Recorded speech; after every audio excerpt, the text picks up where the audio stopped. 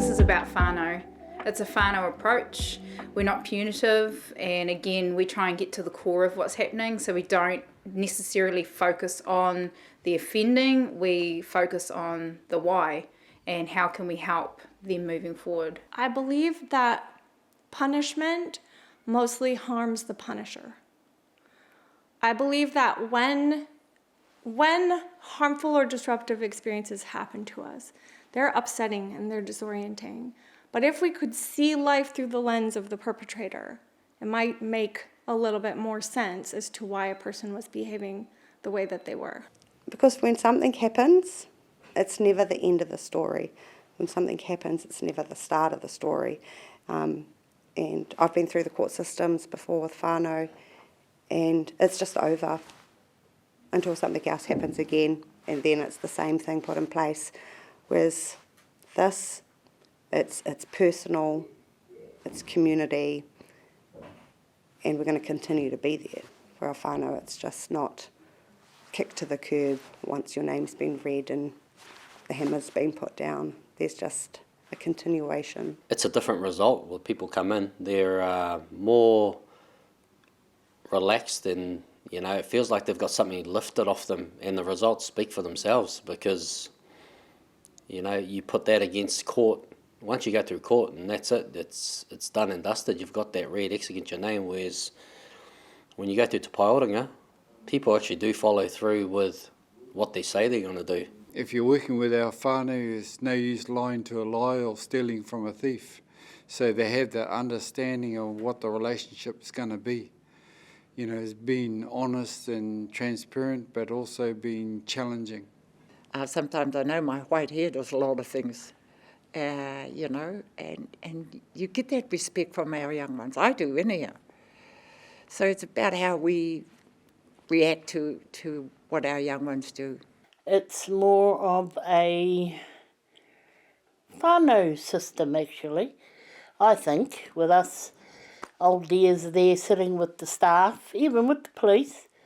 It's not such a cold, concrete atmosphere like the courthouse. I believe that it takes the heart and soul of many to overcome the confusions of one. I believe that. I believe that life is inherently dragging us down, and I believe it takes the heart and soul and intention, or mana, of many to pull one up out of the mud.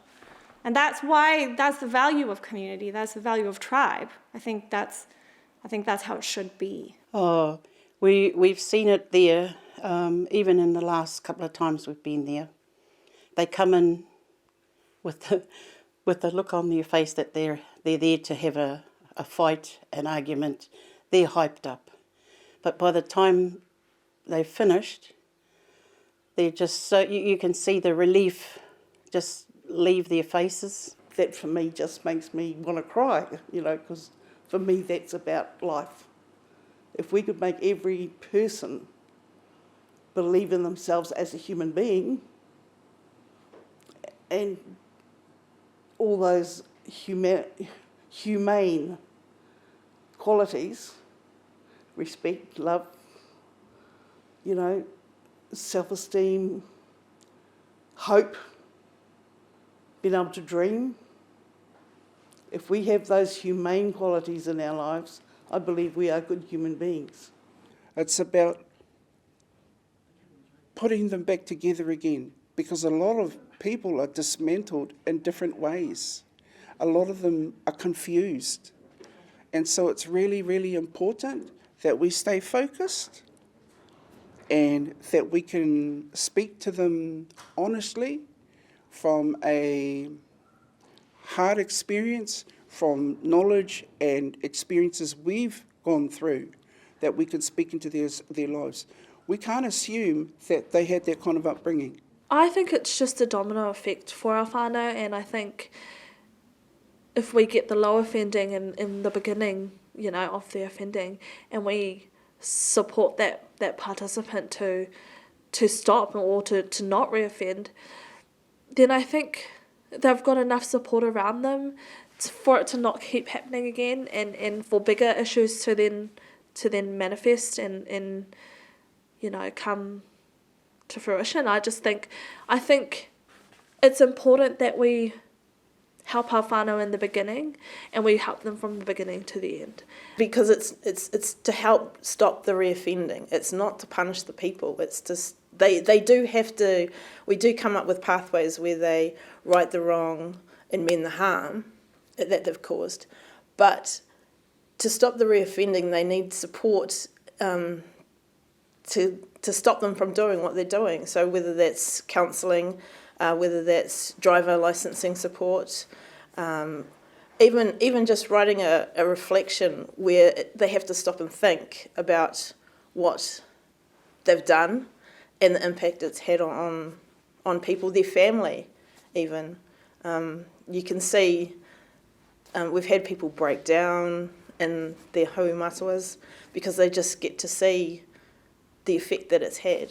He sat in that environment, so all of these different people coming together to make communication possible, and his willingness to communicate in front of all these people who all have different opinions and ideas, and that's quite a vulnerable thing, and how that was held and managed and orchestrated and handled, I found really exceptional. I found that great care was taken to make all parties comfortable, and that it was very professionally handled, communication was well controlled. I thought that it was really an impeccable, professional, community caring service that didn't just pat people on the back with, oh, it's going to be okay. There was still a lot of responsibility and expectation that communication be followed with action.